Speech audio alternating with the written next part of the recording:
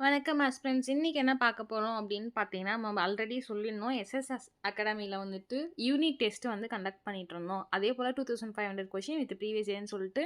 So இன்னைக்கு நம்ம என்ன பார்த்தோம் அப்படின்னு பார்த்தீங்கன்னா, எப்பயுமே நம்மள statement questions, chronological, match the following mix up ஆகும். ஆனா இந்த டாபிக்ஸ் பொறுத்தவரைக்கும் மேக்ஸிமம் வந்து ஸ்டேட்மெண்ட் கொஸ்டின்ஸோ, கிரானாலஜிக்கலோ அண்ட் தென் வந்து அசர்ஷன் ரீசன் வராது.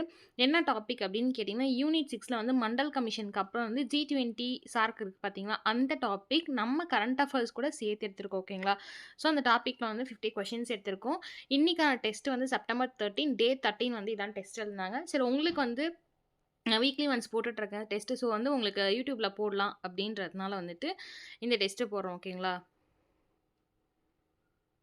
ஓகே. ஃபர்ஸ்ட் கொஸ்டின் பாருங்க. என்ன பகுதியிலேருந்து எடுத்திருக்காங்கன்னா, கொள்கை மற்றும் ராஜதந்திரம் அதுலேருந்து எடுத்திருக்காங்க. இந்தியாவின் கிழக்கு நோக்கு லுக் ஈஸ்ட் கொள்கை கிழக்கே செயல்பாடு ஆக்ட் ஈஸ்ட் கொள்கையாக மாற்றப்பட்டதன் முக்கிய நோக்கம் என்ன? லுக் ஈஸ்ட் கொள்கை வந்து ஆக்ட் ஈஸ்ட் கொள்கையா மாற்றப்பட்டதுக்கு என்ன ரீசன் அப்படின்னு கேட்டிருக்காங்க.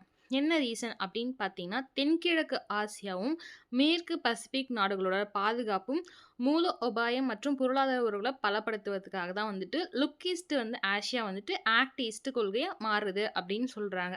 அதோடைய மெயின் எய்ம் அதான். நெக்ஸ்ட் கேள்வி பாருங்க. இந்தியாவின் அணிசேரா இயக்கம் நான் அலைன் மூவ்மெண்ட் NAM அப்படின்னு சொல்லுவாங்க. அப்ரிவேஷன்ல கேட்கலாம். நான் ஆல்ரெடி சொல்லியிருப்பேன். நாட்டோ, NAM என்னென்னலாம் நம்மளுடைய சப்ஜெக்ட்ஸ்ல வருதோ அந்த அப்ரிவேஷன்ஸ் படிச்சுக்கோங்க. ஏன்னா மேக்ஸிமம் ஹிஸ்ட்ரி பொறுத்த வரைக்கும் அந்த மாதிரி பெருசா வந்துட்டு அப்ரிவேஷன்ஸ்லாம் வராது. நீங்க சார்க்கு, G20, லீக் நேஷன்ஸ், UN அந்த மாதிரிலாம் படிச்சுக்கோங்க. ஓகேங்களா? ஸோ NAM உடைய தற்போது பிரசன்ட்ல எதிர்கொள்ளும் மிகப்பெரிய சவால் என்ன அப்படின்னு கேட்டிருக்காங்க. பொருளாதார பொருளாதார தாராளமயமாக்கலா? பி உலகளாவிய பயங்கரவாதமா? சி இருதுருவம் உலகம் இல்லாதால் அதன் பெருத்தன்மையா? இல்லைன்னா வந்து வந்து காலனித்துவ நாடுகளின் முழுமையான விடுதலையா அப்படின்னு கேட்குறாங்க. ஸோ நாம் வந்து இப்போ ப்ரெசென்ட்ல என்ன வந்து ஒரு சிஸ்டம் வந்து எதிர்கொள்கிறாங்க, இது ரொம்ப பெரிய சவாலா இருக்கு அப்படின்னு கேட்டா, எக்கனாமிக்கலா கேட்டா இல்ல. இல்ல குளோபலைசேஷனா அப்படின்னு கேட்டாவும் இல்ல. அப்ப என்னன்னா, இருதுருவ உலகம் அப்படின்னு சொல்லும்போது 2 துருவ உலகத்துடைய இல்லாததால், இருதுருவ உலகம் இல்லாததால், அதன் பொருத்தமின்மை, அதோட பொருத்தமின்மை தான் வந்து மிகப்பெரிய சவாலா இருக்கு. இருதுருவம் இல்லாததால் அதோடைய பொருத்தமின்மை வந்து மிகப்பெரிய சவாலா இருக்கு. எதுக்கு அப்படின்னு கேட்டா, அதாவது இந்தியாவின் அணிசேரா இயக்கத்துக்கு இருதுருவ உலகம் இல்லாததால வந்து ரொம்ப வந்துட்டு பொருத்தன்மையா இருக்கு அப்படின்னு சொல்றான். சரி, ஓகே. 3வது கேள்வி பாருங்க. இந்தியாவின் அண்டை நாடு, ஓகே, அதான் நெய்பர்ஹுட் ஃபர்ஸ்ட்ன்னு சொல்லுவாங்க. இந்தியாவின் அண்டை நாடு முதலில் கொள்கையின் கீழ் வராத நாடு எது? அதாவது நெய்பர்ஹுட் ஃபர்ஸ்ட்டோடைய இந்தியாவுடைய நெய்பர்ஹுட் ஃபர்ஸ்ட்டோடைய கொள்கையின் கீழ் வராத நாடு எதுன்னு கேட்குறாங்க. மாலத்தீவா, நேபாளமா, மியான்மரா, தாய்லாந்தா? ஆக்சுவலி நீங்க மேப் பார்த்தீங்கன்னு வச்சுக்கோங்க, உங்களுக்கு ஈஸியா இருக்கும். மாலத்தீவும் சரி, நேபாள், மியான்மர் இது எல்லாமே வந்துட்டு நம்ம நெய்பர்ஹுட் கண்ட்ரீஸ். நீங்க கேட்கலாம் தாய் அப்படின்னும்போது, நேபாள் வந்து நமக்கு மேலேயே வரும் ஆக்சுவலா. இப்ப தனி கண்ட்ரியா இருக்கு. ஸோ வந்து மேல வரும். ஸோ மால்தீவ்ஸ், மியான்மர் பார்த்தீங்கன்னா, நமக்கு ரொம்ப பக்கத்துல நெய்பர்ஹுட் கண்ட்ரீஸ் தான் அப்படின்னு சொல்லலாம். ஸோ தாய்லாந்து பொறுத்தவரைக்கும், இந்தியாவுடைய அண்டை நாடுல வராத ஒரு இடம் வந்து தாய்லாந்து அப்படின்னு சொல்லலாம். ஓகேங்களா? 4வது கேள்வி பிரதர்ஹுட். இந்தியாவின் சகோதரத்துவம் கொள்கை பின்வரும் எந்த நாடானதுடன் அதிகம் தொடர்புடையது? அதாவது இந்தியாவுடைய பிரதர்ஹுட் இருக்கு பார்த்தீங்களா? நம்ம வந்து கான்ஸ்டிடியூஷன்ல வந்துட்டு எடுத்திருப்போம். யார்கிட்ட இருந்து அப்படின்னு பார்த்தீங்கன்னா, பிரான்ஸ் கிட்ட இருந்து எடுத்திருப்போம். இந்த பிரதர்ஹுட் அப்படின்ற கான்ஸ்டிடியூஷன். ஓகேங்களா?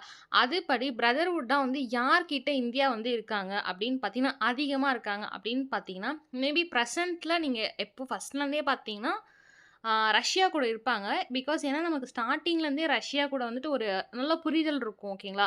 ஆனா பிரதர்ஹுட்டா யார் கூட அதிகமா வந்து இந்தியா இருக்கு அப்படின்னு பார்த்தீங்கன்னா, ஜப்பானா? பி ஆப்கானிஸ்தானா? இலங்கையா? இல்லன்னா வந்து வங்காளதேசமா? அப்படின்னு பார்த்தா, இந்தியா பிரதர்ஹுட்டா இருக்கிறது ஆப்கானிஸ்தான் கூட தான். ஓகேங்களா? ஸோ இது மாரி வந்துட்டு உங்களுக்கு கேட்கறதா இருந்தா பிரசன்ட் டேஸ்ல இந்த டாபிக்ஸ்லாம் உங்களால வந்து ஹிஸ்ட்ரி பொறுத்தவரைக்கும் நீங்க எப்படி கேட்டாலும் பாஸ்ட்ட மட்டும் தான் உங்களால கேட்க முடியும். ஹிஸ்ட்ரியோட மிகப்பெரிய ப்ளஸ் ஆக்சுவலா அதான். ஸோ இன்னைக்கு நடக்கிற விஷயம் நாளைக்கு ஹிஸ்ட்ரியா மாறலாம். ஸோ அப்ப பாஸ்ட்டுன்றதுல நம்ம மாறுதல் இருக்கவே இருக்காது ஆக்சுவலா. மத்த எந்த சப்ஜெக்ட்ஸ் இருந்தாலும் பிரசன்ட்ட வந்து உள்புகுத்தலாம். ஃபார் எக்ஸாம்பிள் நீங்க கரண்ட் பாலிட்டிலாம் பொறுத்தவரைக்கும் இந்த கான்ஸ்டிடியூஷன் இப்ப என்ன பண்ணாங்க? இந்த ஆர்டிக்கிள் வச்சு எப்ப வந்து இந்த எமர்ஜென்சி பண்ணாங்க? இந்த மாரி 1008 விஷயம் வந்து உள்ள புகுத்தலாம். அதனால வந்துட்டு அவங்க படிக்கும்போது கொஞ்சம் பயத்தோட படிக்கலாம். ஸோ ஹிஸ்ட்ரி ஸ்டூடெண்ட் நீங்க அப்படி இருக்காதீங்க. ஃபுல் அண்ட் ஃபுல் பாஸ்ட் தான். நான் ஏன் இந்த டாபிக் உங்களுக்கு எடுத்துட்டு வந்தேன்னா, இந்த டாபிக்ஸ்ல இந்த ஒரு 5 டூ 6 டாபிக்ஸ தவிர, வேற எந்த டாபிக்குமே வரலாற்றுல வந்துட்டு ஜிகேவோ, கரண்ட் அஃபேர்ஸோ புகுத்தவே முடியாது. ஸோ, அதனால தான் உங்களுக்கு வந்து ஜிகேவும் சேர்த்து இந்த டாபிக்ல கொண்டு வந்திருக்கோம். ஓகேங்களா? ஸோ, உங்களுக்கு இந்த டாபிக்ஸ் படிக்கும்போது கொஞ்சம் பயமா இருக்கும். ஸோ, அதனால ஜிகே எப்படி கேட்பாங்க? கரண்ட் அஃபேர்ஸ் எப்படி கேட்பாங்க? அப்படின்னு சொல்லிட்டு ஒரு மாடல். நெக்ஸ்ட் பாருங்க 5வது கேள்வி. இந்திய வெளியுறவுக் கொள்கையின் பன்முக உலக ஒழுங்கு, அதாவது மல்டிபோலார் வேர்ல்ட் ஆர்டர்ன்னு சொல்லுவாங்க ஆங்கிலத்துல, என்ற கருத்து எதை குறிக்கிறது? அதாவது இந்தியாவுடைய வெளியுறவு கொள்கைன்னு சொல்லுவோம் பார்த்தீங்களா, அந்த கொள்கையில மல்டிபோலார் வேர்ல்ட் ஆர்டர் வந்து எதை குறிக்குதுலன்னு கேட்டிருக்காங்க. ஒரே ஒரு நாடு மட்டும் உலக விவரங்களின் ஆதிக்கம் செலுத்துவது. ஒரு நாடு மட்டும் ஒரு உலக விவரத்துல, அதாவது நியூஸ்ல வந்து ஆதிக்கம் செலுத்துறதா, இல்ல 2 பெரிய வல்லரசு நாடுகள் வந்து உலகத்துல இன்ஃப்ளூயன்ஸ் காமிக்கிறதா, இல்ல பல நாடுகளுடைய ஆற்றல் வந்து மையங்கள் உலகம் வந்து நிர்வகிப்பதா, இல்ல எந்த ஒரு நாடுகளும் அதிகாரம் இல்லாமல் இருப்பதா? ஸோ, நீங்க அங்க பார்த்தாவே என்ன அப்டின்னா, மல்டின்னு சொல்லியிருக்கோம். ஓகேங்களா? நீங்க அந்த மல்டின்னும்போது பிரசன்ஸ் ஆஃப் மைண்ட் இம்பார்ட்டன்ட். நீங்க போய் ரொம்ப கன்ஃப்யூஸ் ஆகாதீங்க இந்த மாரி கொஸ்டின்ஸ் கேட்டா. சில கொஸ்டின் வந்து ஆன்சர் கொஸ்டின்லேயே குடுத்துருப்பாங்க. நம்ம பார்க்காம ஓவர் திங்க் பண்ணிப்போம் அந்த இடத்துல. ஓகேங்களா? ஸோ, மல்டின்னு குடுத்துட்டோம். அப்ப பல தான். ஸோ, பல நாடுகள் ஆற்றல் மையங்கள் உலகை நிர்வகிப்பது. அதான் கரெக்ட் ஆன்சர்.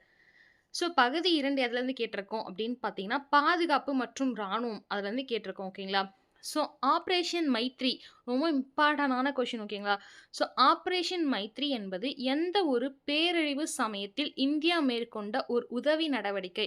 ஸோ, பாருங்க யாரு வந்து மேற்கொள்றாங்கன்னு பார்த்தா, இந்தியா அவர்கள் மைத்ரி ஆப்பரேஷன் மைத்ரி அப்படின்ற ஒரு விஷயத்த ஒரு பேரழிவு நடக்கும்போது வந்துட்டு மேற்கொள்றாங்க. உதவி செய்றாங்க. ஓகே. ஹெல்ப் லைன் பண்றாங்கன்னு வச்சுக்கோங்க.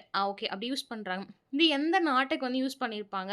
இல்ல எந்த நாட்டுக்கு வந்து ஹெல்ப் பண்ணியிருப்பாங்க அப்படின்னு பார்த்தீங்கன்னா, 2004 சுனாமிக்கா? இல்ல. அது உங்களுக்கே தெரிஞ்சிருக்கும் சுனாமிக்கு இல்ல அப்படின்னு சொல்லிட்டு. ஸோ, 2015 நேபாள பூகம்பம். உத்தரகாண்ட் வெள்ளம். வந்து ஹைட்டி பூகம்பம் அப்படின்னு பார்த்தீங்கன்னா, ஆப்பரேஷன் மைத்ரி வந்து எதுக்கு வந்து இந்தியா உதவி பண்றாங்கன்னா, 2015ல நேபாள்ல பூகம்பம் வந்தது. ஏன் அப்படின்னு கேட்டீங்கன்னா, அந்த காலகட்ட டைம்ல வந்துட்டு இந்தியா கூட அட்டாச்ல தான் இருக்கும். ஓகே. நேபாளம் வந்து தனி கண்ட்ரியா இருக்காது. ஸோ, அந்த காரணத்தினால ஆப்பரேஷன் மைத்ரி அப்படின்ற ஒரு சிஸ்டம் போட்டு ஹெல்ப் பண்ணுவாங்க. ஓகேங்களா? ஸோ, இது வந்து பாதுகாப்பு மற்றும் ராணுவம்ல வரும். 7வது கேள்வி பாருங்க. இந்தியா மற்றும் அமெரிக்கா இடையிலான மிகப்பெரிய கூட்டு ராணுவ பயிற்சி எது? ஓகேங்களா? ஸோ, நல்லா பாருங்க. இந்தியாவுக்கும் அமெரிக்காவுக்கும் ஓகேங்களா? அதாவது யுஎஸ்ஏக்கும் இந்தியாவுக்கும் இடையில மிகப்பெரிய ஒரு ராணுவம் இருக்கு. ஓகேங்களா? கூட்டு ராணுவம் பயிற்சி இருக்கு. அந்த கூட்டு ராணுவம் பயிற்சி எது அப்படின்னு கேட்குறாங்க. ஏ யுத் அபியாஸ், பி வஜ்ர பிரஹார், வந்து மலபார், வந்து கோப் இந்தியா. இது எது அப்படின்னு பார்த்தீங்கன்னா மலபார். ஓகேங்களா? இதுதான் இந்தியாவுக்கும் அமெரிக்காவுக்கும் இடையிலான மிகப்பெரிய கூட்டு ராணுவ பயிற்சி அப்படின்னு சொல்றாங்க மலபார். 8வது கேள்வி. இந்தியாவின் அணுசக்தி கொள்கை பற்றி தவறான கூற்று இது. நான் வந்து இந்த தவறு கரெக்ட்ல வந்து டிகோட் பண்ணியிருப்போம். ஓகேங்களா? ஏன்னா நம்ம அந்த இடத்துல வந்துட்டு நம்ம இந்த ஆன்சர் மேம் சொன்னாங்கன்ட்டு அங்க கரெக்ட் கேட்ட இடத்துல நீங்க போய் டிக் பண்ணிட்டு வரக்கூடாது. ஸோ, அதனால தவறு இல்ல ரைட் அப்படின்னு சொல்லியிருந்தா வந்து நான் டிகோட் பண்ணியிருப்பேன். ஸோ, நோட் பண்ணிக்கோங்க. இந்தியாவின் அணுசக்தி கொள்கை பற்றிய தவறான கூற்று எது? அப்படின்னு கேட்டிருந்தாங்க. ரசாயன மற்றும் உயிரியல் ஆயுதங்களை பயன்படுத்துவது தவறான கூற்றுன்னு கேட்குறாங்க. அப்ப ஏன் அப்படின்னு கேட்டீங்கன்னா, அணுசக்தி அப்படின்னு சொல்லிட்டு ஒரு வேர்ட் வருதுல்ல. அப்ப நீங்க வந்துட்டு இதுல இந்த ஆப்ஷன்ஸ் வந்து பாருங்களேன். முதலில் பயன்படுத்தாதது. ஓகேங்களா? குறைந்தபட்ச நம்பகமான தடுப்பு சக்தி. அதாவது மினிமம் கிரெடிபிள் வந்துட்டு டிட்டரன்ஸா இருக்கிறது. நெக்ஸ்ட் வந்துட்டு பாருங்க. அணு ஆயுதம் இல்லாத நாடுகளுக்கு எதிராக அணு ஆயுதங்களை பயன்படுத்தாமல் இருப்பது. ஸோ, வந்து எது தவறான கூற்று அப்படின்னு பார்த்தீங்கன்னா, ரசாயன மற்றும் உயிரியல் ஆயுதங்களை பயன்படுத்துவது தான் தவறான கூற்று. ஓகேங்களா?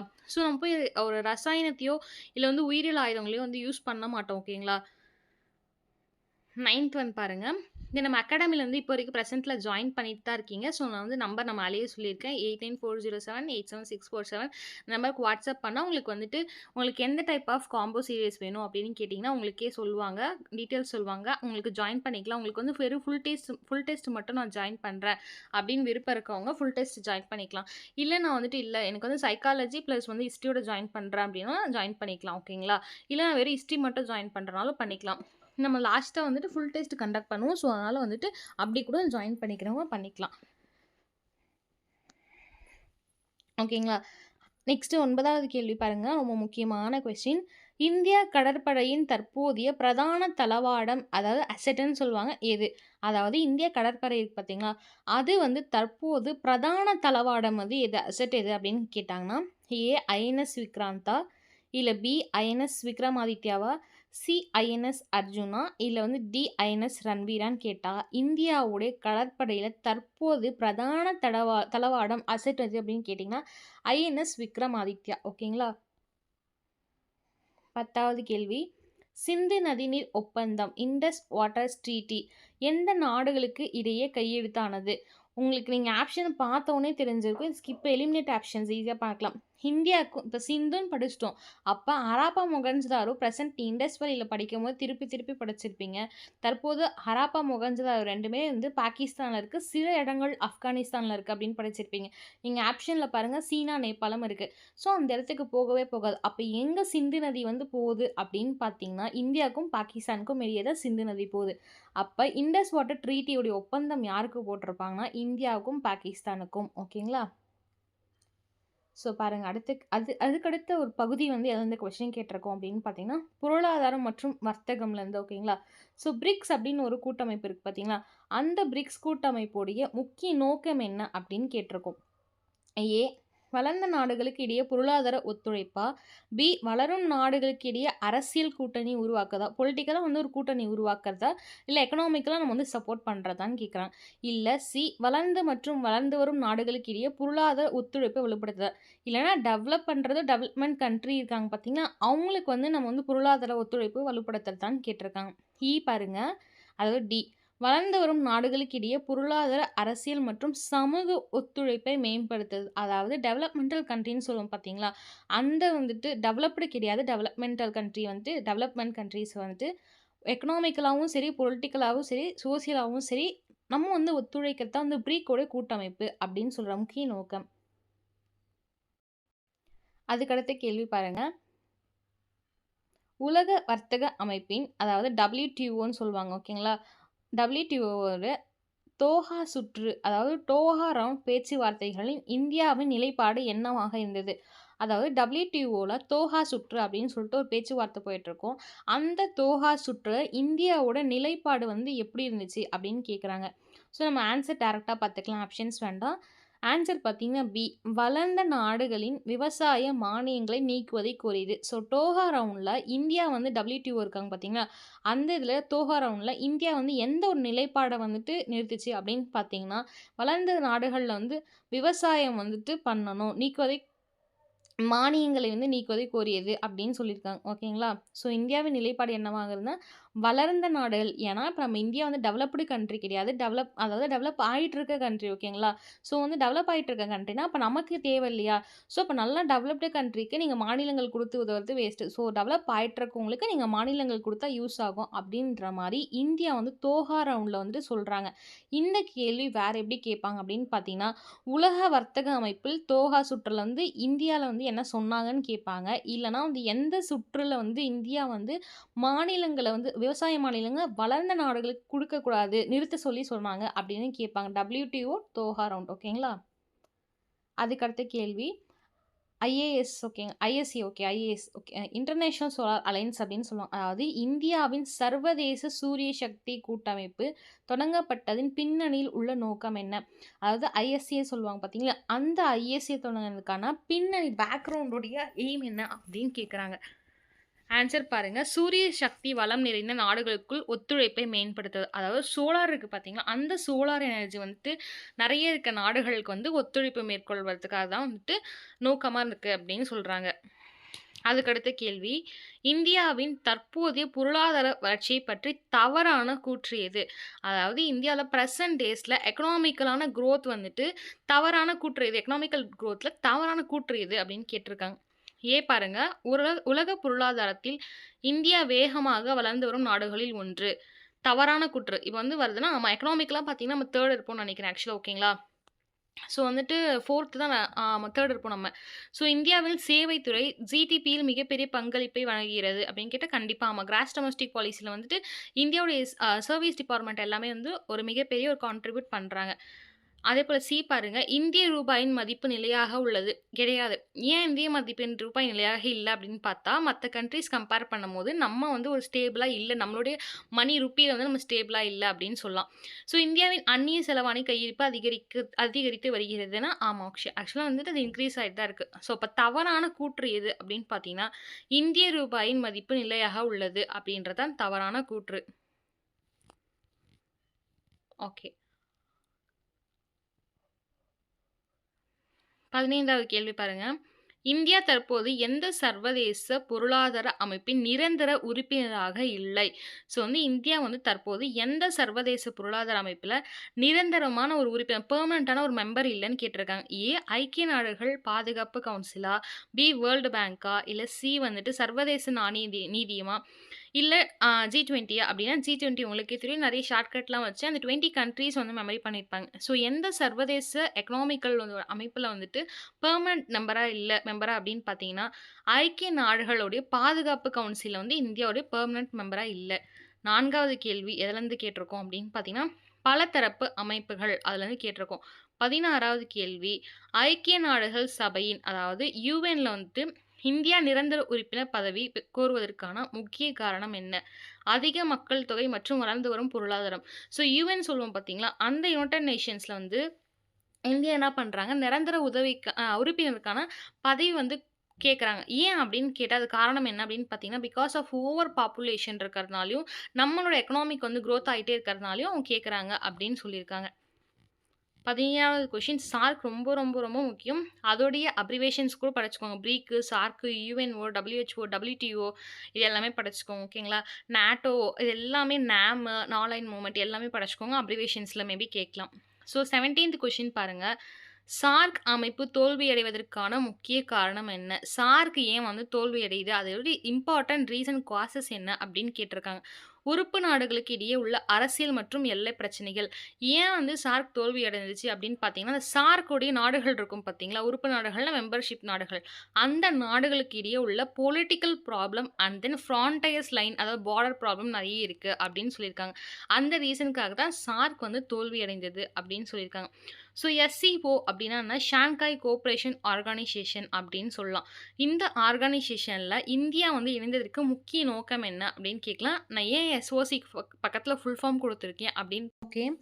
ஸோ நம்ம வந்துட்டு இப்போ 18th கொஸ்டின் வந்து பார்த்தோம். எஸ்சிஓ வந்துட்டு நம்ம ஏன் வந்துட்டு ஃபுல் ஃபார்ம் குடுத்துருக்கோம் அப்படின்னு சொல்லியிருந்தா, ஷாங்காய் கோஆப்பரேஷன்ஸ் ஆர்கனைசேஷன் அப்படின்னு சொல்லிட்டு.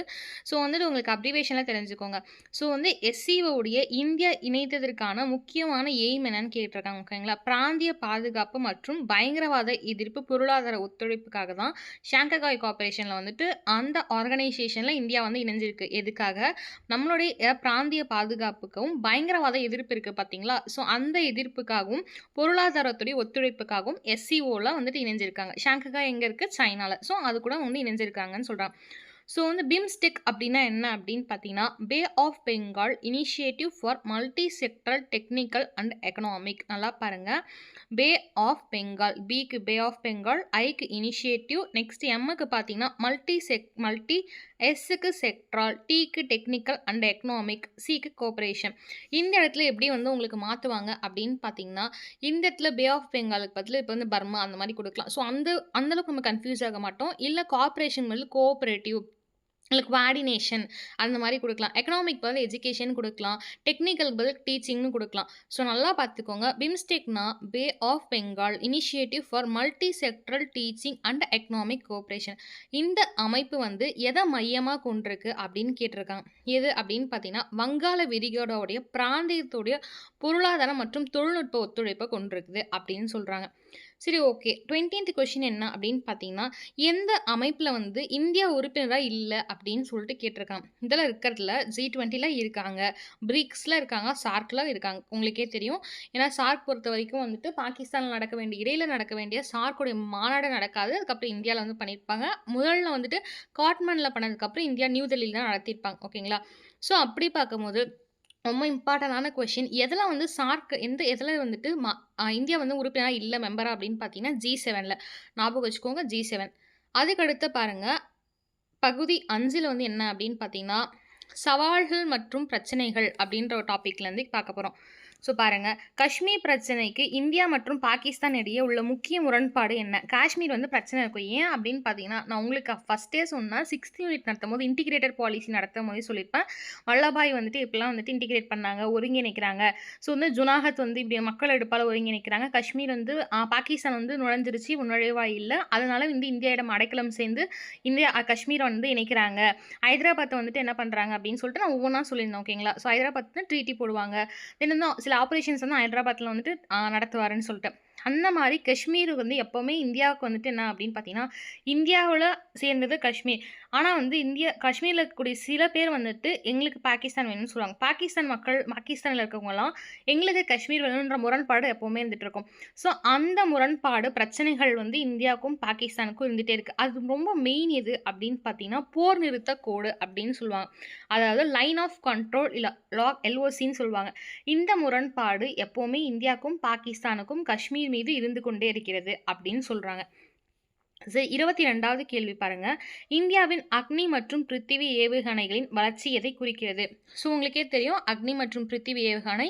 ஸோ இந்த மாதிரி ஜிகே அண்ட் கரண்ட் அஃபேர்ஸ் நாங்கள் மிக்ஸ் பண்ணி எடுக்கும் போது உங்களுக்கு வந்து இந்த டாபிக் மட்டும்தான் அப்படி இருக்கும். நம்ம ஹிஸ்ட்ரியை பொறுத்த வரைக்கும் வேறு எந்த டாப்பிக்கும் இருக்காது. ஸோ இந்தியாவுடைய அக்னி பிருத்திவி எதுனா ஒரு அணு ஆயுத தடுப்பு திறன். ஓகேங்களா? தடுப்பு திறன்ற வார்த்தை முக்கியம். அக்னியும் பிருத்திவி ஏவுகணை வந்து எந்த வளர்ச்சி குறிக்குது அப்படின்னு பார்த்தீங்கன்னா தடுப்பு திறன் வளர்ச்சி குறிக்குது. ஸோ 23வது கேள்வி பாருங்க. சர்வதேச பயங்கரவாதத்தை எதிர்த்து போராடுவதில் இந்தியாவின் முக்கிய சவால் என்ன? அதாவது சர்வதேசம் இருக்கு பார்த்தீங்களா, அதில் பயங்கரவாதத்தை எதிர்த்து போராடுறதுக்கு இந்தியாவுடைய முக்கிய சவால் என்ன அப்படின்னு பார்த்தீங்கன்னா சில நாட்டில் வந்து பயங்கரவாதம் வந்துட்டு என்ன ஆகுதுன்னா ஆதரிக்குது. ஓகேங்களா? சில நாடுகள் சொல்ல விரும்பல. உங்களுக்கே தெரியும் சில நாடுகளில் தீவிரவாதிகளை வந்து ஊக்குவிப்பாங்க. அதனால தான் வந்துட்டு இந்தியா வந்து பயங்கரவாதத்தை தடுக்கிறதுக்கு இது பண்ணுறாங்கன்னு சொல்லலாம். 24வது கேள்வி. இந்தியா மற்றும் சீன எல்லைகளை பிரச்சனைகளான முக்கிய காரணம் என்ன? இந்தியா சீன எல்லை இருக்குது பார்த்தீங்களா, அது வந்து பிரச்சனைக்கான முக்கிய காரணம் என்ன அப்படின்னு பார்த்தீங்கன்னா இமயமலை மற்றும் திபெத் பகுதியில் உள்ள எல்லை கோடு தான் இந்தியாவுக்கும் சீனாவுக்கும் வந்து ஒரு எல்லை பிரச்சனையாக இருக்குதுன்னு சொல்கிறாங்க.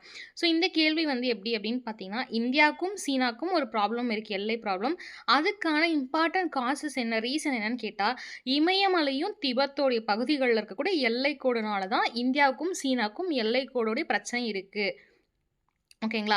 25வது கேள்வி. உலகளாவிய காலநிலை மாற்றத்தை எதிர்த்து போராடுவதில் இந்தியாவின் நிலைப்பாடு என்ன? வளர்ந்த நாடுகள் அதிக பொறுப்பு ஏற்க வேண்டும். ஸோ வந்து உலகளாவிய வந்துட்டு காலநிலை வெதர் சொல்லுவாங்க பார்த்தீங்க, கிளைமேட்டிக் சேஞ்சஸ்ன்னு சொல்லுவாங்க. அந்த வந்து நிறைய இப்போ மாற்றம் வந்து உங்களுக்கே தெரியும். ஸோ வந்து வெயில் காலத்தில் மழை பெய்ய ஆரம்பிச்சிருக்கு. ஸோ நிறைய கிளைமேட்டிக் சேஞ்சஸ், சீசனல் சேஞ்சஸ்லாம் வந்துட்டு இருக்கு.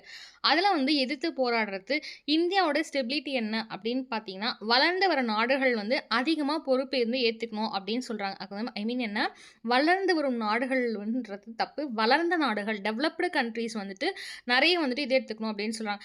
அதுக்கு முன்னாடியே பார்த்தேன் இந்தியா வந்து என்ன சொல்லியிருப்பாங்க அப்படின்னா நம்ம வந்துட்டு விவசாயிகள், அதாவது டெவலப்டு கண்ட்ரீஸில் இருக்க விவசாயிகளுக்கு வந்து மாநிலங்கள் வந்து கொடுக்காதீங்க அப்படின்ற மாதிரி இந்தியா ஃபஸ்ட்டே சொல்லியிருப்பாங்க. ஓகேங்களா? ஸோ அவர்கள் இன்னும் என்ன விஷயத்த சொல்கிறாங்க ஸ்டெபிலிட்டியாக வந்து அப்படின்னு சொல்கிறாங்கன்னா வளர்ந்த நாடுகளுக்கு அதிக பொறுப்பை ஏற்றுக்கணும் அப்படின்னு சொல்கிறாங்க. ஏன் அப்படின்னு பார்த்தீங்கன்னா அவங்களுக்கான எல்லாமே வந்து கரெக்டாக இருக்கும். உங்ககிட்ட ஒரு எக்ஸ்பீரியன்ஸ் அதிகமாக இருக்கும், அவங்களுடைய காஸ்ட் ஆகட்டும் எல்லாமே வந்து அவங்க டெவலப்டு அப்படின்னும் போது அவங்க வந்து ஒரு ஸ்டேபிளாக இருப்பாங்க. ஸோ அதனால் அவங்க ஏற்றுக்கட்டும், நாங்கள் இப்போ தான் வளர்ந்துட்டு வரோம் அப்படின்னு சொல்கிறாங்க. ஸோ அதுக்கடுத்த கேள்வி பாருங்கள். இந்தியாவின் உலக விவரங்களுடைய பங்கு. ஸோ பின்வரும் எந்த அமைப்பில் இந்திய உறுப்பினராக உள்ளது? முதல்ல கேட்ட கொஷின் எந்த உறுப்பில் வந்து மெம்பராக இல்லை அப்படின்னு கேட்டோம். G7 வந்து மெம்பராக இல்லை. அப்போ எதில் மெம்பராக இருக்குது அப்படின்னு பார்த்தீங்கன்னா ஷாங்காய் ஒத்துழைப்பு அமைப்பு. ஃபஸ்ட்டே பார்த்தோம் SCOன்னு சொல்லிட்டு ஷாங்காய் ஒத்துழைப்பு அமைப்பு சீனா அப்படின்ற மாதிரி சொல்லியிருந்தோம். ஓகேங்களா? SCO அதோட தான் வந்துட்டு இந்தியா வந்து ஒரு உறுப்பினராக. அப்போ எதில் இல்லை அப்படின்னு கேட்டிங்கன்னா G7ஓட NATO, national Atlantic treaty organisation அப்படின்னு சொல்லுவாங்க. நார்த் அட்லாண்டிக் ட்ரீட்டி ஆர்கனைசேஷன் அப்படின்னு சொல்லுவாங்க. இந்த அமைப்பு வந்து நம்ம கோல்டு வாரில் படித்த ஞாபகம் இருக்குங்களா? ஸோ அப்படியே பார்க்கும்போது வந்து அமெரிக்கார்களும் ஐரோப்பியர் கேபிட்டலிசம் கம்யூனிசம் வந்துட்டு இந்த மாதிரி வந்து அப்படின்னு சொன்னேன். ஸோ அதே போல் ஆசியன், ஓகேங்களா, ASEAN இதை மூணுத்துலேயுமே எதில் இல்லைன்னு கேட்பாங்க. ஓகே, இது வந்துட்டு 1 and 2, 2 and 3 அப்படி கூட கேட்கலாம். ASEAN இல்லை, ASEAN இல்லை, நாட்டோ நார்த் அட்லாண்டிக் ட்ரீட்டி ஆர்கனைசேஷனில், G7 இல்லை. அப்போ எதில் இருக்குன்னா SOCயில் இருக்குது, பிரிக்ஸில் இருக்குது, சார்க்கில் இருக்குது. ஓகேங்களா? 27வது கேள்வி. இந்தியாவின் உயிர்காற்று ராஜதந்திரம் அதாவது வேக்சின் டிப்ளமசி பின்வரும் எந்த நிகழ்வுடன் தொடர்புடையது? பன்றி காய்ச்சலா, சார்ஸ் தொற்று நோயா, எபோலா தொற்று நோயா அப்படின்னு கேட்குறாங்க. ஆன்சர் COVID-19 தொற்று நோய். அதாவது பேண்டமிக் வந்துச்சுல COVID-19 ஓகேங்களா. வேக்சின் டிப்ளமசி அப்படின்ற வேர்டு வந்தால் கோவிட் ஓகேங்களா. 28வது கேள்வி, வஜ்ர பிரஹார் என்பது இந்தியாவுக்கும் எந்த நாட்டுக்கும் இடையே நடைபெறும் கூட்டு ராணுவ பயிற்சினா அமெரிக்காவுக்கும் இந்தியாவுக்கும் நடைபெற்ற, நான் ஃபஸ்ட்டே சொன்ன மலபார் அப்படின்ற ஒரு விஷயம் வந்து இந்தியாவுக்கும் அமெரிக்காவுக்கும் சைன் ஆயிருக்கும் ராணுவத்துலன்னு சொல்லிட்டு. ஸோ அதே போல் கூட்டு ராணுவ பயிற்சியில் வந்துட்டு வஜ்ர பிரகார் அப்படின்றது வந்து என்ன அப்படின்னு பார்த்தீங்கன்னா, இந்தியாவுக்கும் அமெரிக்காவுக்கும் நடைபெறக்கூடிய ஒரு கூட்டு ராணுவ பயிற்சியுடைய பேர் என்ன, வஜ்ர பிரகார். வஜ்ராயுதம் சொல்லுவோம் பார்த்தீங்களா, வஜ்ர பிரகார். 29வது கேள்வி, இந்தியாவின் கிழக்கே செயல்பாடு கொள்கை முக்கிய நோக்கம் என்ன அப்படின்னு கேட்டிருக்கோம். தென்கிழக்கு ஆசியா மற்றும் மேற்கு பசிபிக் நாடுகளுடன் பொருளாதார மற்றும் மூலோபாய உறவுகளை வலுப்படுத்துதல். 30வது கேள்வி, இது ஃபஸ்ட்டே சொல்லியிருந்த கேள்வி தான். இந்தியா வந்து அண்டை நாடு முதலில் கொள்கையின் கீழ் வராத நாடு எதுன்னு கேட்டிருந்தோம். ஸோ அதே தான், தாய்லாந்து வந்து வராத நாடு அப்படின்னு சொல்லியிருந்தேன். பட் ஆனால் கூட வந்து ஆப்ஷன்ஸ் உங்களுக்கு மாறி இருக்கு ஓகேங்களா. மேலே வந்து ஆப்ஷன்ஸ் வந்து வேறு மாதிரி இருக்கும், கீழே வேறு மாதிரி இருக்குது. அப்போ எது வந்து அண்டை நாடுகள் கீழ் வரும் அப்படின்னு பார்த்தீங்கன்னா, பங்களாதேஷ், மாலத்தீவுகள், நேபாளம், திபெத் இதெல்லாம் கீழே வரும். 31வது கேள்வி, இந்தியாவின் முத்து மாலை அதாவது ஸ்ட்ரிங் ஆஃப் பேர்ல்ஸ்ன்னு சொல்லுவாங்க, அந்த கொள்கைக்கு எதிரான வியூகம் என்ன? வியூகம்னா ஒன்றுமே இல்லைங்க. இப்போ மகாபாரதத்தில் நீங்கள் பார்த்துருப்பீங்க, அர்ஜுனுடைய மகன் வந்து ஒரு வியூகமால் வெளியில் வர முடியாமல் மாட்டி உள்ளே வந்து இது பண்ணி இறந்துருவார் அப்படின்ற மாதிரி கான்செப்ட் வரும். ஸோ வியூகம்னா வந்துட்டு இப்போ ஒருத்தர் உள்ளே இருக்காங்கன்னா அதை வந்து சுற்றி வந்து ஒரு ரவுண்ட் பண்ணிப்பாங்க, ரவுண்ட் பண்ணிவிட்டு ஷேப்ஸை மாற்றிட்டே இருப்பாங்க, அவங்களால தப்பிக்க முடியாத மாதிரி. ஸோ அதான் வியூகம் அப்படின்னு சொல்லுவாங்க. அந்த மாதிரி ஸ்ட்ரிங் ஆஃப் பேர்ல்ஸோடைய கொள்கைக்கு எதிரான வியூகம் என்ன அப்படின்னு கேட்டாங்கன்னா, சாகர்மாலா திட்டம் அப்படின்றது வந்து எதிரான வியூகம் அப்படின்னு சொல்லலாம். எதுக்கு அப்படின்னு பார்த்தா ஸ்ட்ரிங்ஸ் ஆஃப் பேர்ல்ஸ்க்கு ஓகேங்களா. 32வது கேள்வி, பின் வருவனவற்றில் இந்தியாவின் உலகளாவிய நிலைப்பாட்டை பற்றிய தவறான கூற்று எது? நல்லா நோட் பண்ணிக்கோங்க, தவறான கூற்று எதுன்னு கேட்டிருக்காங்க. அப்போ தவறான கூற்று அப்படின்னும் போது இந்தியா வந்து ஐநா பாதுகாப்பு கவுன்சிலில் நிரந்தர உறுப்பினர் அப்படின்னு சொல்லியிருக்காங்க. இதான் தவறான கூற்று ஓகேங்களா. ஸோ அப்போ எது சரியாக இருக்கும் அப்படின்னு பார்த்தீங்கன்னா, அணுசக்தி வல்லரசு, G20 கூட்டமைப்பின் உறுப்பினர், இந்தியா உலக அமைதிப்படை நடவடிக்கைகளுக்கு அதிக பங்களிப்பை வழங்குகிறது. இதெல்லாம் கரெக்ட் ஓகேங்களா. தவறு அப்படின்னு பார்த்தீங்கன்னா, ஐநா சபையில் நிரந்தர உறுப்பினர் அப்படின்றது தவறு. 33வது கேள்வி, இந்தியாவின் அணுசக்தி கொள்கையில் குறைந்தபட்ச நம்பகமான தடுப்பு சக்தி அதாவது மினிமம் கிரெடிபிள் டிட்டரன்ஸ் என்பதன் பொருள் என்ன? இந்த கொஸ்டின் ஆல்ரெடி பார்த்துருப்போம். அணு ஆயுதங்களை எதிரி நாட்டை அழிக்க போதுமான அளவில் வைத்திருத்தல் ஓகேங்களா. அதுக்கடுத்த கொஸ்டின், இந்தியாவிற்கும் பாகிஸ்தானுக்கும் இடையிலான காஷ்மீர் பிரச்சனை தொடர்பான முக்கியத்துவம் வாய்ந்த எல்லை எது அப்படின்னு பார்த்தா LOC. நான் ஃபஸ்ட்டே சொல்லியிருக்கேன், இந்தியாவுக்கும் சீனாவுக்கும் வந்து இந்த காஷ்மீர் இந்தியாவுக்கும் பாகிஸ்தானுக்கும் வந்து இந்த LOC அப்படின்ற பிரச்சனை வந்து அதுதான் வந்துட்டு ஒரு முக்கியத்துவமான ஒரு பிரச்சனை அப்படின்னு சொல்லிட்டு ஓகேங்களா. இது ஆல்ரெடி ரிப்பீட்டட் கொஸ்டின்ஸ் தான், வேறு மாதிரி கேட்டிருப்போம் அவ்வளோதான். 35வது கேள்வி, ஐக்கிய நாடுகள் சபையில் புவியியல் சீர்திருத்தங்கள் ஜாகிரபிக்கல் ரீஃபார்ம்ஸ் குறித்து இந்தியாவின் நிலைப்பாடு என்ன? ஆப்பிரிக்கா, ஆசியா மற்றும் தென் அமெரிக்காவிலிருந்து புதிய நிரந்தர உறுப்பினர்களை சேர்த்தல் ஓகேங்களா. புவியியல்னா என்ன, ஜாகிரபிக்கல் ரீஃபார்ம்ஸில் எதை வந்து இந்தியாவோட நிலைப்பாடு ஸ்டேபிள் அப்படின்னு கேட்டிருக்காங்க. ஸோ ஆப்பிரிக்கா, ஆசியா, தென் அமெரிக்காவில் கூடிய புதிய நிரந்தர மெம்பர்ஸை வந்து சேர்க்கறது அப்படின்னு சொல்கிறோம் ஆன்சர். 36வது கேள்வி, விஜிலன்ஸ் ஓகே. இந்திய காவலன் கொள்கை பின்வரும் எந்த பிராந்தியத்தில் அதிகம் தொடர்புடையதுன்னா இந்திய பெருங்கடல் ஓகே, இந்தியன் ஓஷன்ஸில். ஸோ இந்த இடத்துல என்ன காவலன் அப்படின்னும் போது விஜிலன்ஸ்னு சொல்லுவோம் நம்ம ஆங்கிலத்தில். அது வந்து எந்த போர்ஷன் வந்து குறிப்பிடுது அப்படின்னு பார்த்தீங்கன்னா இந்திய பெருங்கடலை. பின்வரும் எந்த அமைப்பில் உறுப்பினராக இருப்பது இந்தியாவின் பன்முக உலக ஒழுங்கு கொள்கை ஆதரிக்கிறது? இதுக்கு முன்னாடி 2 கொஸ்டின்ஸ் இதே மாடலில் வந்துச்சு, இது ஆன்சரும் இதே தான் இருந்துச்சு, ஷாங்ககாய் அப்படின்னு சொல்லிட்டு சொல்லியிருப்பேன். ஸோ SCOவில் வந்துட்டு இவங்க ஒரு மெம்பராக இருக்காங்க. இது வந்து பன்முக உலக ஒழுங்கு அப்படின்ற வார்த்தை இங்கே ஆட் ஆயிருக்கு. ஸோ இந்த நீங்கள் வந்து கேட்கலாம், ஏன் 2 ஒரே மாதிரி தான் இருந்துச்சு, இந்த வேர்ட் நம்ம ஆட் பண்ணியிருக்கிறதுனால டிஃப்ரென்ஷியேட் ஆகும் ஓகேங்களா. ஸோ அதுக்கப்புறம் பாருங்கள், இந்தியாவின் அண்டார்டிகா ஆராய்ச்சிக்கு உதவும் முக்கிய ஆராய்ச்சி நிலையம் என்ன? பாரதி ஓகேங்களா. ஹிமாத்ரி, மைத்ரி, கங்கா எல்லாமே எதுவுமே இல்லை. ஆப்ரேஷன் மைத்ரி பற்றி நம்ம முன்னாடியே கொஷின்ஸ் பார்த்தோம் ஓகேங்களா. ஸோ பாரதி அப்படின்றது தான் இந்தியாவுடைய அண்டார்டிக் ஆராய்ச்சிக்கு உதவுற முக்கிய ஆராய்ச்சி நிலையம். 39வது கேள்வி, இந்தியாவின் கேலோ இந்தியா திட்டத்தின் சர்வதேச தொடர்பு என்ன அப்படின்னு பார்த்தீங்கன்னா, இந்தியா மற்றும் அண்டை நாடுகளுடைய விளையாட்டு திறமைகளை மேம்படுத்துறது தான் வந்துட்டு இந்த கேலோ இந்தியாவுடைய முக்கியமான ஒரு தொடர்பு அப்படின்னு சொல்லலாம் ஓகேங்களா. 40வது கேள்வி, இந்தியா மற்றும் சீனா இடையிலான பாங்காங் ஸோ அதாவது பாங்காங் ஸோ ஏரி எந்த எல்லை பகுதியில் அமைந்தது? ஸோ இந்தியா மற்றும் சீனான்னு சொல்லிட்டு உங்களுக்கு அந்த மேப் கரெக்ட்டா தெரிஞ்சிருந்துச்சுன்னா இந்த கொஸ்டினை ஈஸியா அடைக்கலாம். ஸோ பாங்காங் ஸோ வந்துட்டு ஏரி வந்து எந்த எல்லையில வந்து அமைஞ்சிருக்குன்னு பார்த்தா, லடாக்கோடைய எல்லையில தான் இந்தியா மற்றும் சீனாவுடைய பாங்காங் ஸோ வந்து ஏரி வந்து அமைஞ்சிருக்கு. ஓகேங்களா? இந்த கொஸ்டின் வேற மாரி கூட கேட்கலாங்க. லடாக்கில் உள்ள பாங்காங் ஸோ ஏரி எந்த எல்லை பகுதி வந்துட்டு அமைந்திருக்குது அப்படின்னு கேட்டா, இந்தியா மற்றும் சீனா அப்படின்னு நீங்க கீழ போடணும். 41வது கேள்வி, இந்தியாவின் பயங்கரவாதத்தை எதிர்க்கும் கொள்கையில் பின்வரும் எந்த நாடானது மிகவும் முக்கியமான பங்களிப்பை வழங்குகிறதுன்னு பார்த்தா இஸ்ரேல். ஸோ இந்தியாவுடைய பயங்கரவாதத்தை எதிர்க்கக்கூடிய கொள்கையில எந்த நாடு ரொம்ப இம்பார்ட்டன்ட்டா நமக்கு வந்து ஹெல்ப் பண்றாங்க, பங்களிக்கிறாங்க, கான்ட்ரிபியூட் பண்றாங்க அப்படின்னு பார்த்தீங்கன்னா, பயங்கரவாதத்தை எதிர்க்க இஸ்ரேல் வந்து கான்ட்ரிபியூட் பண்றாங்க இந்தியா கூட. ஸோ 42வது கேள்வி, சர்வதேச காலநிலை மாநாடுகள் COP அதாவது ஆங்கிலத்தில காப்ன்னு சொல்லுவோம். இந்தியாவின் நிலைப்பாட்டு என்னவாக உள்ளதுன்னா, காப் பொறுத்தவரைக்கும் காலநிலை மாற்றத்திற்கு பொறுப்பு வந்து வளர்ந்த நாடுகள் மட்டும் வந்து எடுக்க வேணும் அப்படின்னு நான் ஃபர்ஸ்ட்டே சொல்லியிருந்தேன் பார்த்தீங்களா? ஸோ ஏன் அப்படின்னு பார்த்தோன்னா, அவங்களுக்கான தேவை எல்லாமே வந்து ஆல்ரெடி வந்து இருக்கு ஓகேங்களா? உருவாக்க தேவையில்ல. ஆல்ரெடி இருக்கிறதுனால அவங்க வந்து கொஞ்சம் எக்ஸ்ட்ரா வந்து எடுக்கணும் அப்படின்னு சொல்றாங்க பொறுப்ப. 43வது கொஸ்டின், ஐக்கிய நாடுகள் சபையின் மனித உரிமைகள் கவுன்சில் UNHRC இந்தியா வகிக்கும் பங்கு என்ன அப்படின்னு பார்த்தீங்கன்னா, UNHRCல மனித உரிமைகளை பாதுகாப்பதற்கான சர்வதேச சட்டங்களை வந்து ஆதரிக்கிறது தான் வந்து இந்தியாவுடைய பங்கு அப்படின்னு சொல்றாங்க. 44வது கேள்வி, இந்தியாவில் புவிசார் அரசியல் அதாவது ஜியோ பொலிட்டிக்கலோட நிலைப்பாட்டில் இந்திய பெருங்கடல் என் முக்கியத்துவம் வாய்ந்தது. இந்தியாவுடைய ஜியோ பொலிட்டிக்கல் நிலைப்பாட்டில் ஸ்டேபிளில் இந்தியன் ஓஷன் வந்து ஏன் வந்து ஒரு இம்பார்ட்டன்ஸான ஒரு இடம் இருக்குது அப்படின்னு கேட்டிருக்காங்க. ஏன் அப்படின்னு பார்த்தீங்கன்னா, இது உலகின் முக்கிய எரிசக்தி மற்றும் வணிக பாதைகளை கொண்டுள்ளது.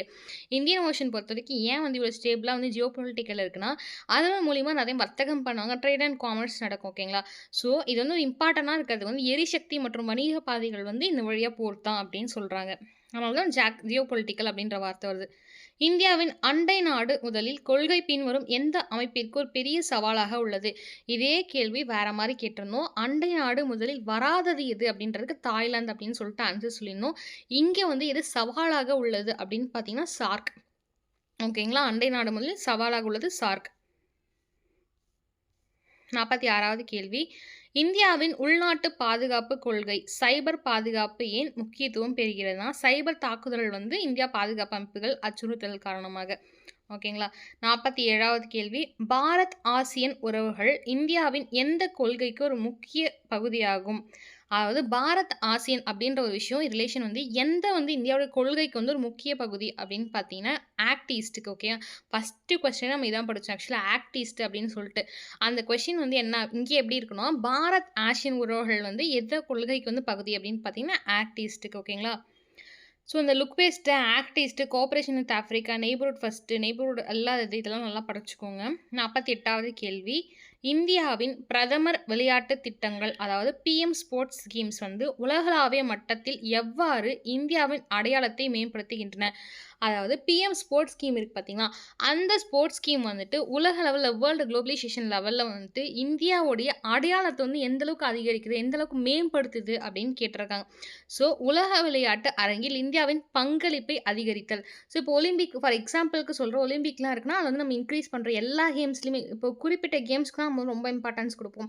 ஃபார் எக்ஸாம்பிள் பேட்மிண்டனுக்கு ஆகட்டும், ஹாக்கி ஆகட்டும், டென்னிஸ் இந்த மாதிரி. அப்போ சில ஜிம்னாஸ்டிக்ஸ், ஸோ இந்த மாதிரி சில கேம்ஸ்க்குமே என்ன பண்ணணும் அப்படின்னு பார்த்தீங்கன்னா, அதில் இருக்கக்கூடிய மெம்பர்ஸை வந்து அதிகரிக்கணும், அவங்களுக்கு வந்து ஊக்கம் கொடுக்கணும். ஓகேங்களா? ஸ்கீம்ஸ் மூலமா நீங்கள் இன்னும் நல்லா பண்ணலாம் அப்படின்னு சொல்லிட்டு நிறைய கேம்ஸ் வந்து அதிகரிக்கணும். ஸோ அதை தான் மேம்படுத்துது அப்படின்னு சொல்லியிருக்காங்க.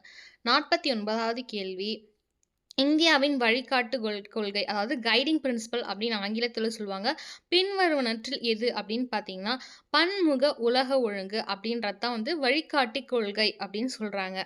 50வது கேள்வி, இந்தியாவின் வெளியுறவு கொள்கையில் உலகளாவிய விவரங்களின் இந்தியாவின் பங்கு என்ன அப்படின்னு பார்த்தீங்கன்னா, கொஸ்டின் ஆல்ரெடி கேட்டது தான். உலகளாவிய பொருளாதார பாதுகாப்பு மற்றும் சுற்றுச்சூழலுடைய சவால்களை வந்து தீர்த்துட்டு உருவாக்குதல் தீவிரமாக பங்களிக்குது அப்படின்னு சொல்கிறாங்க. அதாவது எக்கனாமிக்கல் ஆகட்டும், நம்மளுடைய சேஃப்டி ஆகட்டும், இல்லை என்விரான்மெண்ட் ஆகட்டும், இந்த சவால்களெல்லாம் தீர்த்து குறையெல்லாம் தீர்த்துட்டு இதை வந்துட்டு உருவாக்குறத தீவிரமாக வந்து பங்களிக்கிறாங்க, கான்ட்ரிபியூட் பண்ணுறாங்க. இது எல்லாத்தையும் சரி பண்ணிட்டு திருப்பியும் உருவாக்குறதுக்கு அப்படின்னு சொல்கிறாங்க. இதை தான் வெளியுறவு கொள்கை அப்படின்னு சொல்லிட்டு இந்த இடத்துல மென்ஷன் பண்ணியிருக்காங்க. ஸோ உங்களுக்கு வந்து 6th யூனிட் இதோட கம்ப்ளீட் ஆகும். நாளைக்கு டெஸ்ட் சீரிஸ்ல வந்து உங்களுக்கு யூனிட் 7 வந்துட்டு வைப்போம். ஓகேங்களா? ஸோ அப்படியே யூனிட் 7 கன்டின்யூ பண்ணிட்டு ஒரு 6 டேஸ்ல வந்து உங்களுக்கு யூனிட் டெஸ்ட் முடிஞ்சிரும். அப்புறம் மிக்ஸ்ட் ஆஃப் வரும். 1 and 2, 2 and 3, 3 and 4 அது மாரி மிக்ஸ்ட் ஆஃப்ல அப்புறம் ஃபுல் டெஸ்ட் எழுதுவீங்க. அது மட்டும் இல்லாம வந்துட்டு உங்களுக்கு வெறும் ஃபுல் டெஸ்ட்ல மட்டும் அட்டெண்ட் பண்ணணும் அப்படின்றதா உங்களுக்கு வந்து தனியா வந்து 250 பே பண்ணி நம்ம ஃபுல் டெஸ்ட் வந்து அட்டெண்ட் பண்ணிக்கலாம். 1000 கொஸ்டின்ஸ் எழுதுவீங்க. டெய்லிக்கும் 100 கொஸ்டின்ஸ் அப்படின்னு சொல்லிட்டு நாங்க வந்து 15த்லேருந்து இல்லைனா 17த்லேருந்து ஸ்டார்ட் பண்ணுவோம் full test. TN dead social science வந்து கம்மிங் டியூஸ்டே அல்ல வெட்னஸ்டே வந்து நம்ம ஸ்டார்ட் பண்ணிடுவோம். ஃபிசிக்ஸ் அண்ட் சோசியல் சயின்ஸ் 2மே ஸ்டார்ட் பண்ணுவோம். உங்களுக்கு இன்ட்ரெஸ்ட் இருக்குது ஏன் அப்படின்னா பிஜிடிஆர்பி படிக்கிறவங்களுக்கு நிறைய பேர் இன்ட்ரெஸ்ட் இருக்கும். ஸோ அதனால் உங்களுக்கு அக்டோபர் 13 14 முடிஞ்சிச்சு அப்படின்னா அப்புறம் 1 மந்த் கூட இருக்காது. நவம்பர் 1 and 2 டெட் வந்துடும். ஸோ நீங்கள் முடிச்சா கையோட அன்னிலேருந்தே படிக்க ஆரம்பிச்சிடணும். ஓகேங்களா? ஸோ அதனால் உங்களுக்கு வந்துட்டு டிஎன் டெட்டில் வந்துட்டு சேர விருப்பம் இருந்தால் இந்த நம்பருக்கு மெசேஜ் பண்ணுங்கள். இல்லை டிஆர்பிலையும் எனக்கு வந்து சைக்காலஜி கிளாஸ் வேணும் மேம், அதோட பிடிஎஃப் வந்து வேணும், கொஷின் பேப்பர்ஸ், டெஸ்ட்டு சீரியஸ், இல்லைனா ஹிஸ்ட்ரிக்கு வந்து எனக்கு ஜாயின் பண்ணணும் ஃபுல் டெஸ்ட்டு, இல்லைனா வந்துட்டு காம்போ ஆஃபரில் ஜாயின் பண்ணணும் அப்படின்னு உங்களுக்கு இன்ட்ரெஸ்ட் இருந்துச்சுன்னா 8940787647 இந்த நம்பருக்கு வந்துட்டு மெசேஜ் பண்ணுங்க. எங்கள் டீமோ இல்லை நாங்களும் உங்களுக்கு ரெஸ்பான்ஸ் பண்ணுவோம். தேங்க்யூ ஆஸ்பிரன்ட்ஸ்.